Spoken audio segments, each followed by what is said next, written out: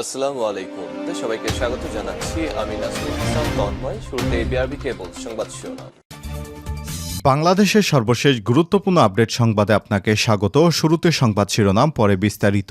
শুরুতেই জানিয়ে দিব, কোটা আন্দোলনকারীদের নতুন কর্মসূচি ঘোষণা, সরকারকে 24 ঘন্টার আলটিমেটাম। কোটা সংস্কার আন্দোলনকারীদের প্ল্যাটফর্ম বৈষম্য বিরোধী ছাত্র আন্দোলন নতুন কর্মসূচি দিয়েছে। আজ রোববার 28 জুলাই স্কুল, কলেজ এবং স্থানীয় ইউনিটগুলোতে হেলথ ফোর্স গঠন করে আহত এবং নিহত শিক্ষার্থীদের তালিকা তৈরি এবং তাদের পরিবারকে সহায়তা দান এবং সারা দেশের দেয়ালগুলোতে গ্রাফিতি এবং দেয়াল লেখন কর্মসূচি পালন করা হবে এবং 24 ঘন্টার আলটিমেটাম দেওয়া হয়েছে যারা গ্রেপ্তার হয়েছে তাদেরকে ছেড়ে দেওয়ার জন্য। এরপর জানিয়ে দিব, কোটা সংস্কার আন্দোলনের আরও 2 সমন্বয়ক ডিবি হেফাজতে। কোটা সংস্কার আন্দোলনের প্ল্যাটফর্ম বৈষম্য বিরোধী ছাত্র আন্দোলনের আরও 2 জন সমন্বয়ককে গ্রেপ্তার করেছে ঢাকা মহানগর পুলিশের গোয়েন্দা শাখা ডিবি। তারা হলেন সার্জিস আলম এবং হাসনাত আবদুল্লাহ। এদিকে গ্রেপ্তারকৃতদের উপর নির্মম নির্যাতন চালিয়ে কল্পকাহিনী রচনা করা হচ্ছে বলে অভিযোগ করেছেন বিএনপির মহাসচিব মির্জা ফখরুল ইসলাম আলমগীর। জানিয়ে দিব, কোটা বিরোধী আন্দোলনের পর 39 জন রিমান্ডে এবং কারাগারে 171 জন। এদিকে বনশ্রী পিবিআই অফিস গেট ভেঙে হামলা, লুট, জীবন বাঁচাতে ছাদে ওঠেন পিবিআই সদস্যরা।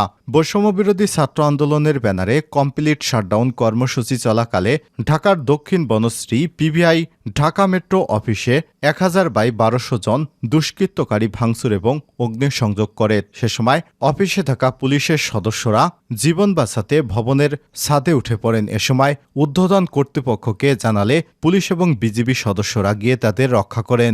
দুষ্কৃতকারীরা এ সময় পিবিআই অফিসের 75 লক্ষ টাকার মালামাল নিয়ে যায়। এবং সর্বশেষ জানিয়ে দিব, বাংলাদেশের সংঘাতময় পরিস্থিতিতে উদ্বেগ, তুর্কে বিশ্বের 150 বিশিষ্টজনের চিঠি। দেশের কোটা সংস্কার আন্দোলনকে কেন্দ্র করে সংগঠিত সহিংসতা এবং বর্তমান ঘটনা প্রবাহে গভীর উদ্বেগ জানিয়েছে বিশ্বের বিভিন্ন বিশ্ববিদ্যালয় এবং শিক্ষা প্রতিষ্ঠানের সঙ্গে যুক্ত শিক্ষাবিদ, লেখক এবং বুদ্ধিজীবীরা। জাতিসংঘের মানবাধিকার হাই কমিশনার ফলকার তুর্কে গত বৃহস্পতিবার লেখা এক চিঠিতে এই উদ্বেগ জানিয়েছেন তারা। সেই সঙ্গে তারা এ বিষয়ে অবিলম্বে পদক্ষেপ নেওয়ার আহ্বান জানিয়েছেন। 140 জনের বেশি বিশিষ্ট ব্যক্তি এই চিঠিতে সই করেছেন। বিষয়টি নিশ্চিত করে সামাজিক যোগাযোগ মাধ্যম টুইটারে এক পোস্ট করেছেন লেখক অমিতাভ ঘোষ। প্রিয় দর্শক, এতক্ষণ শুনছিলেন সংবাদ শিরোনাম, এবারে বিস্তারিত। তবে তার আগে বন্ধুরা, অনুরোধ থাকবে এই সংবাদটিতে একটি লাইক দিয়ে দিন আর কমেন্ট করে জানিয়ে দিন এই সংবাদ সম্পর্কে আপনার মূল্যবান মতামত। আর বন্ধুরা, কমেন্ট করে জানিয়ে দিন আপনি কোন জেলা থেকে বা কোন স্থান থেকে বা কোন দেশ থেকে আমাদের সংবাদটি দেখছেন এবং শুনছেন।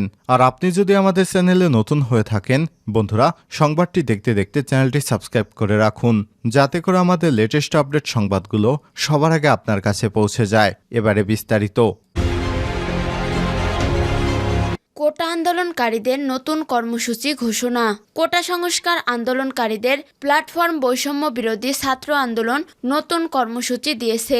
রোববার 28 জুলাই স্কুল, কলেজ ও স্থানীয় ইউনিটগুলোতে হেলথ ফোর্স গঠন করে আহত ও নিহত শিক্ষার্থীদের তালিকা তৈরি ও তাদের পরিবারকে সহায়তা দান এবং সারা দেশের দেয়ালগুলোতে গ্রাফিত ও দেয়াল লিখন কর্মসূচি পালন করা হবে।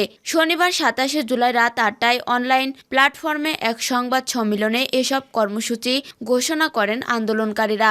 আন্দোলনের কর্মসূচি ঘোষণা করেন বৈষম্য বিরোধী ছাত্র আন্দোলনের অন্যতম সমন্বয়ক আব্দুল হান্নান মাসুদ। এ সময় আরও যুক্ত ছিলেন অন্যতম সমন্বয়ক মাহিম সরকার ও সহ সমন্বয়ক রিফাত রশিদ। সংবাদ সম্মেলনে মাসুদ বলেন, আমরা 3টি বিষয় স্পষ্ট করছি। এর আগে 2018 সালে কোটা বাতিলের প্রজ্ঞাপন জারির পর সেটি 6 বছরও টেকেনি। তাই পরিপত্র খোলা বন্ধন করে স্টেক হোল্ডারদের, বিশেষ করে শিক্ষার্থীদের সঙ্গে আলোচনা করে একটি স্বাধীন স্থায়ী কমিশন গঠন ও কমিশনের সুপারিশ অনুযায়ী আইন পাশ করতে হবে। পুলিশ কনস্টেবল থেকে মন্ত্রী যতজন শিক্ষার্থী হত্যার সঙ্গে জড়িত তাদের অব্যাহতি দিয়ে আইনের আওতায় আনতে হবে।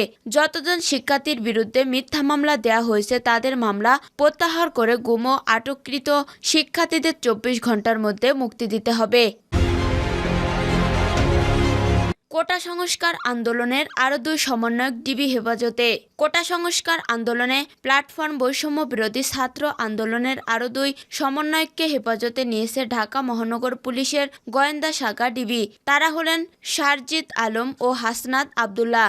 আজ শনিবার সন্ধ্যায় শারজিৎ ও হাসনাতকে ডিবি হেফাজতে নেওয়া হয়েছে বলে প্রথম আলোকে জানিয়েছে ডিবির অতিরিক্ত উপকমিশনার এডিসি মোহাম্মদ জুনায়েদ আলম সরকার। রাত 9:45টার দিকে তিনি বলেন, আজ সন্ধ্যায় শারজিৎ ও হাসনাতকে ডিবি হেফাজতে নেওয়া হয়েছে। এই দুইজনকে ব্যক্তিগত নিরাপত্তা দিতে ও সাম্প্রতিক ঘটনাবলী সম্পর্কে তথ্য জানাতে হেফাজতে নেওয়া হয়েছে। এর আগে গতকাল শুক্রবার বিকালে রাজধানীর ধানমন্ডির গণস্বাস্থ্য নগর হাসপাতালে চিকিৎসাধীন আন্দোলনের সমন্বয়ক নাহিদ ইসলাম ও আসিফ মাহমুদকে তুলে নিয়ে যান সাদা পোশাকে থাকা আইনশৃঙ্খলা বাহিনীর একদল সদস্য। এ সময় আসিফের সঙ্গে থাকা আরেক সমন্বয়ক আবু বারেক মজুমদারকেও তুলে নেওয়া হয়। পরে রাতে ডিবির পক্ষ থেকে তাদের হেফাজতে নেয়ার কথা জানানো হয়। নাহিদ, আসিফ ও বাকের এখনও ডিবির হেফাজতে আছেন।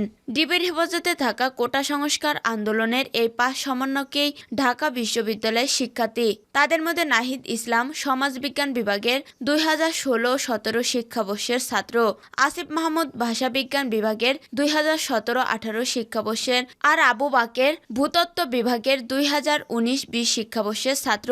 নতুন করে হেফাজতে নেয়া শারজিৎ আলম প্রাণীবিদ্যা বিভাগের আর হাসনাত আবদুল্লাহ ইংরেজি বিভাগের 2016-17 শিক্ষাবর্ষের ছাত্র। গ্রেপ্তারকৃতদের উপর নির্মম নির্যাতন চালিয়ে কল্পকাহিনী রচনা করা হচ্ছে বলেন মির্জা ফখরুল।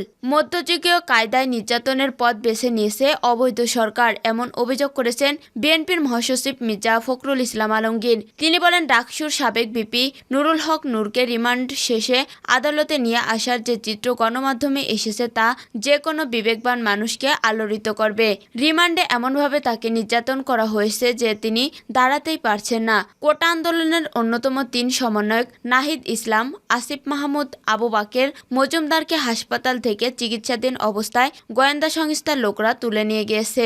এ ধরনের বর্বরচিত অমানবিক কাজ পুরো সংকটকে আরও ঘনীভূত করবে। শনিবার বিকালে গণমাধ্যমে পাঠানো এক বিবৃতিতে বিএনপি মহাসচিব একথা বলেন। ফখরুল বলেন, সরকার অবৈধ পন্থায় ক্ষমতায় আসার পর অবৈধভাবে ক্ষমতা আগলে রাখছে, এজন্য বিভিন্ন সময় বিভিন্ন কৌশল অবলম্বন করছে। এর মধ্যে তত্ত্বাবধায়ক সরকার বাতিল, সেনাবাহিনীর 57 জন চৌকস অফিসারকে হত্যা, সাজানো রায় দিয়ে দেশনেত্রী খালেদা জিয়া সহ বিরোধী দল ও মতের নেতাকর্মীদের মিথ্যা মামলায় সাজা দেওয়া হয়েছে।